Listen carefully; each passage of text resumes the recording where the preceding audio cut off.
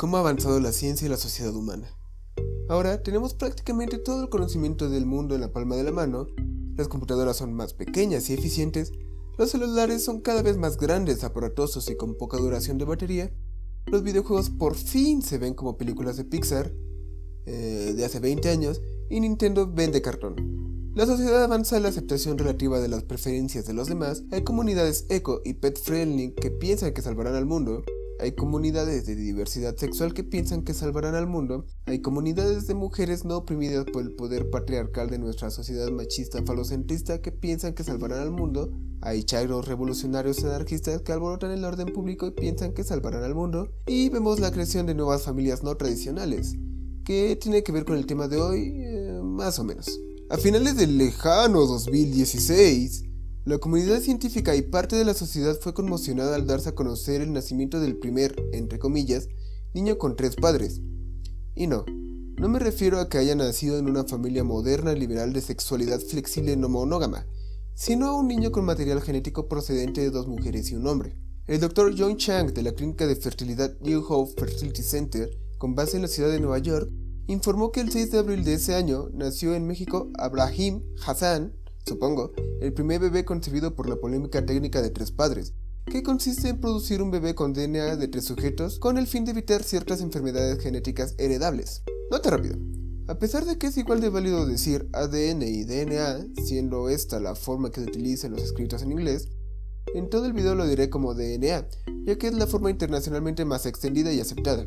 Además, algunos de nuestros colegas más exigentes critican decirlo como ADN, a pesar de que hablamos en español. No lo digo yo, lo dice la comunidad científica.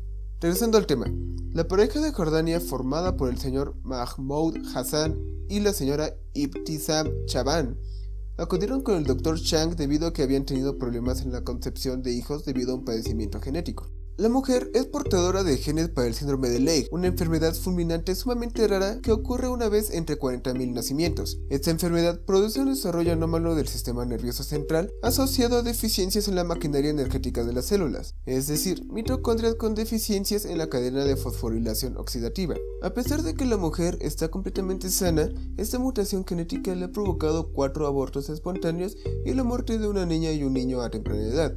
La primera antes de los 6 años y el segundo a meses de haber nacido.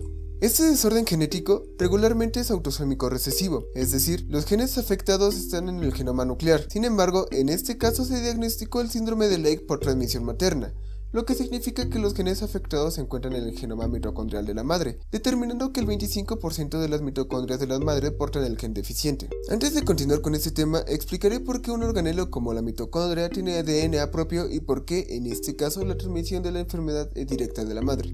De acuerdo con la teoría simbiótica de Margulis, las mitocondrias y cloroplastos evolucionaron a partir de bacterias que fueron endocitadas hace más de 1.000 millones de años.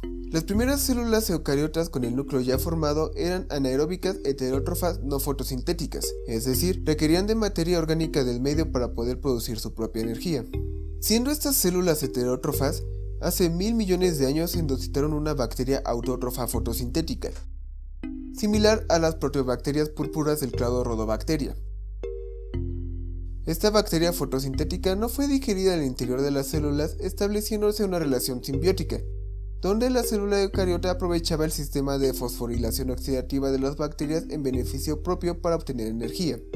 Con el paso del tiempo, la bacteria aerobia perdió su capacidad fotosintética y comenzó un proceso de migración de genes, pasando la mayor parte de sus genes bacterianos al DNA nuclear, manteniendo pocos genes que codifican para proteínas de membrana, importante para la cadena de fosforilación oxidativa y la producción de energía. La mutación de alguno de estos genes provoca la deficiencia de algunas proteínas importantes, lo que desencadena en el síndrome de Leigh. Ahora, ¿por qué en este caso la enfermedad se da por transmisión directa de la madre? En mamíferos, las mitocondrias se heredan de manera directa de la madre, por lo que tenemos prácticamente las mismas mitocondrias que nuestras madres, abuelas, bisabuelas, tatarabuelas y así. Esto se debe a que los óvulos aportan las mitocondrias y prácticamente todo el contenido citoplasmático.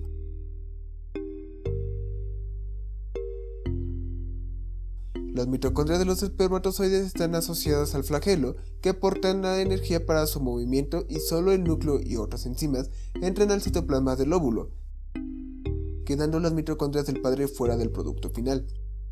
Regresando a la pareja de Jordania, el Dr. Chang propuso la donación mitocondrial a partir de la técnica de 3 padres, aprobado en Gran Bretaña en el 2015. Esta técnica consiste en fertilizar 2 óvulos, uno de la madre y otro de una mujer donante, con espermatozoides del padre.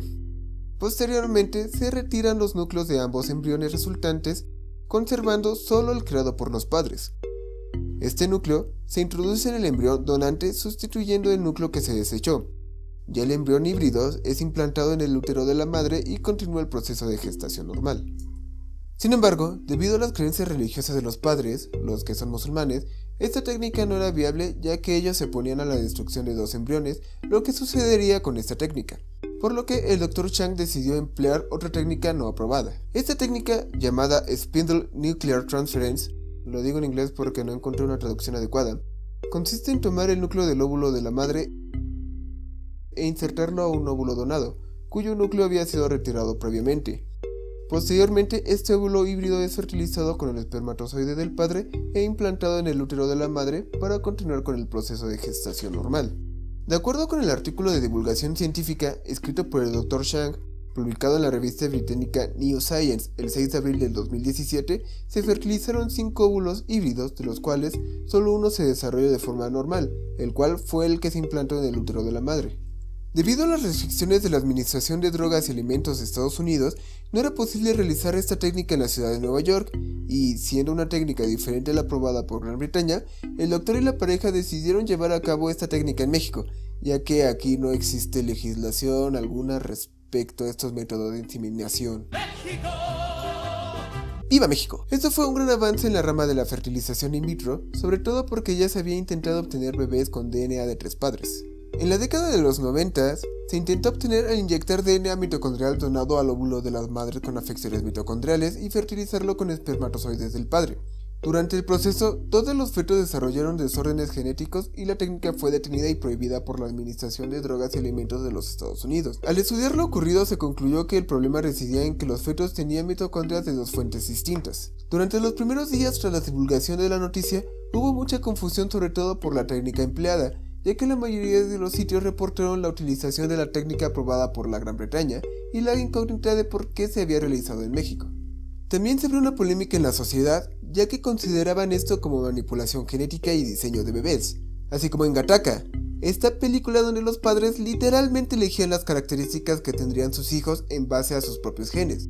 Esto no es lo que ocurre en este caso, ya que solo se evitan las enfermedades por mitocondrias deficientes. No es como el CRISPR-Cas9, que sí implica la manipulación genética, edición de genes y diseño de individuos. Pero eso es otro tema.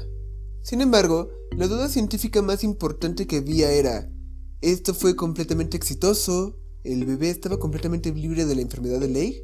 Esto fue esclarecido en el artículo del Dr. Chang el 6 de abril del 2017 y la respuesta fue sí, pero no totalmente. El bebé nació completamente sano, y la examinación física del cerebro, así como investigación neurológica a las 2 y 4 semanas y 2, 3 y 4 meses posteriores al nacimiento muestran un desarrollo normal.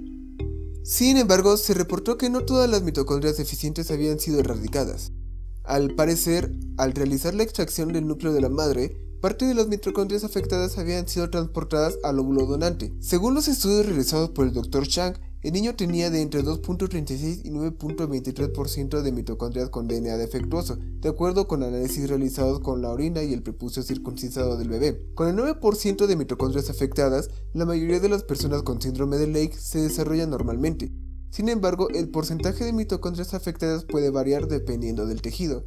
Se desconoce el porcentaje de afección de mitocondrias de células del corazón y cerebro, ya que se requeriría un análisis más invasivo. Los editores del artículo del Dr. Chang criticaron no haber reportado el porcentaje de mitocondrias afectadas en los embriones que no se desarrollaron normalmente. Respecto a esto, Chang mencionó que aún quedan 5 óvulos híbridos no fertilizados, a los cuales no les hará la estimación de mitocondrias deficientes, a menos de que la pareja decidiera tener otro hijo. En tal caso, procedería a hacer la estimación.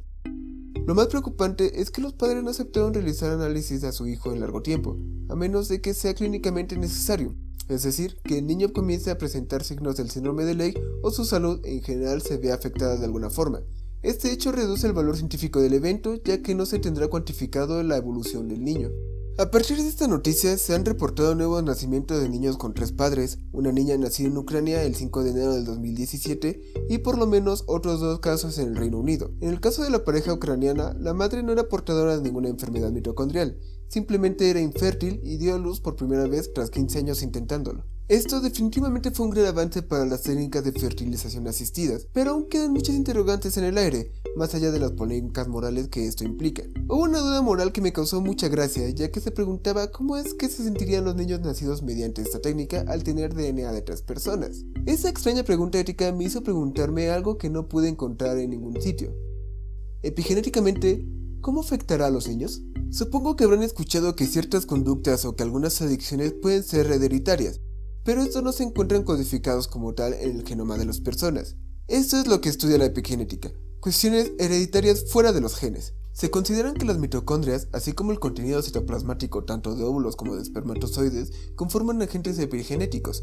En este caso, las mujeres donantes no solo dan sus mitocondrias, sino también su contenido citoplasmático, lo que incluye una serie de enzimas, proteínas y la maquinaria completa para el desarrollo del embrión. Esta cuestión, mucho más profunda y complicada, no fue planteada por ninguno de los médicos y podría ser relevante para el desarrollo de los niños. Otra cuestión ética de la que se habló fue el tema de la adopción. Esta pareja de Jordania estaba en todo su derecho de tener un hijo biológico, pero ¿la opción de adopción no era viable para ellos? No me meteré mucho en este tema, ya que siendo seres vivos, todos nosotros somos controlados por genes egoístas que buscan perpetuarse a través de generaciones y el deseo de tener una progenie es completamente normal.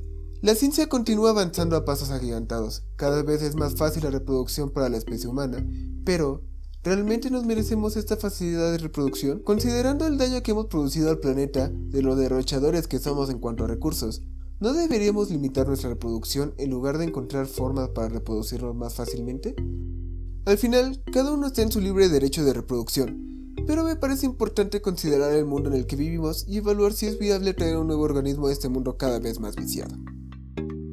Si el video te gustó o te pareció interesante, dale like y compártelo. Además, si tienes algún comentario, crítica o sugerencia, escríbelo en la caja de comentarios o en la cuenta de Twitter del canal que está en la descripción. Eso sería de mucha ayuda para mí. Si me quieres recomendar algún tema que te interese, también lo puedes hacer por estos medios. Soy Gracias, un biólogo más y espero volvernos a ver pronto.